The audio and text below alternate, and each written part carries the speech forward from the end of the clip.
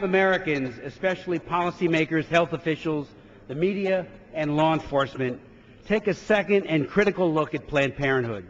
Not only does Planned Parenthood vigorously lobby and litigate against parental notification and parental consent laws, thus enabling secret abortions for very, very young girls to be procured in their clinics, but now we've learned from recent undercover taped investigations at several of its clinics that Planned Parenthood employees were found to be more than eager to assist people posing as sex traffickers to procure abortions for underage girls. As the prime sponsor of the Trafficking Victim Protection Act of 2000, I found it appalling to watch Planned Parenthood personnel again and again and again offer to provide and facilitate abortions for hypothetical sex trafficking victims as young as 13.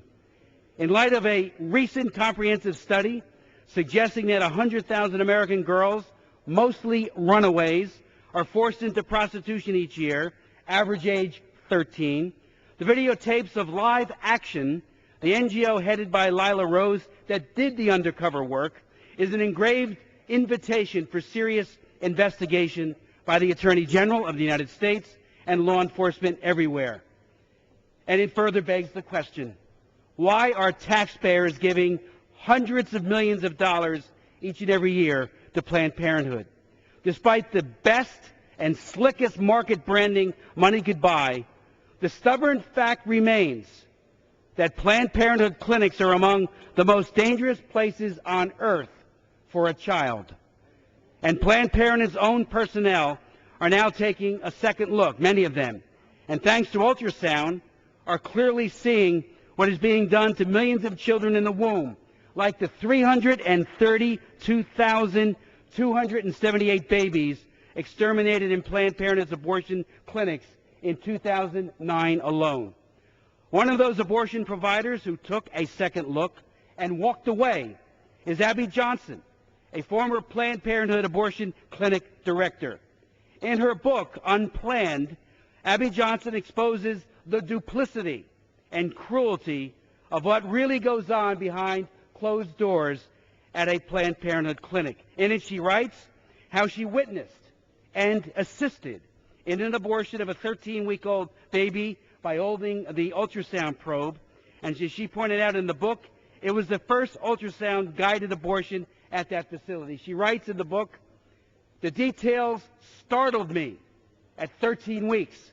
You could clearly see the profile of the head, both arms, legs, and even tiny fingers and toes. With my eyes glued to the image of this perfectly formed baby, I watched as a new image emerged on the video screen.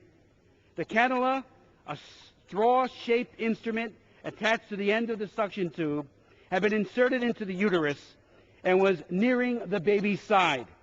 It looked like an invader on the screen. Out of place, wrong. It just looked wrong." She goes on to write, "My heart sped up. Time slowed. I didn't want to look, but I didn't want to stop looking either. At first, the baby didn't seem aware of the cannula. It gently probed the baby's side, and for a quick second, I felt relief.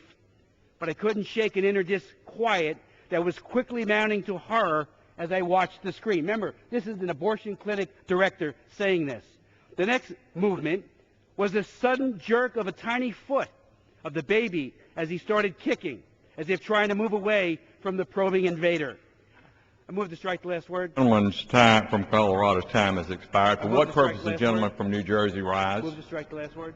The gentleman is recognized for 5 minutes. I thank the chair. As the cannula pressed in, the baby began struggling to turn and twist away.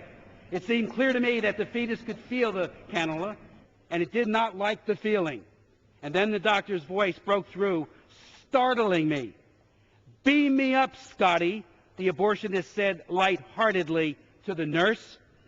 He was telling her to turn on the suction. In an abortion, the suction isn't turned on until the doctor feels he has the cannula in exactly the right place. This abortion clinic director then went on to write, "I had an urgent, sudden urge to yell, 'Stop!' to shake the woman and say, 'Look at what's happening to your baby. Wake up, hurry, stop them.'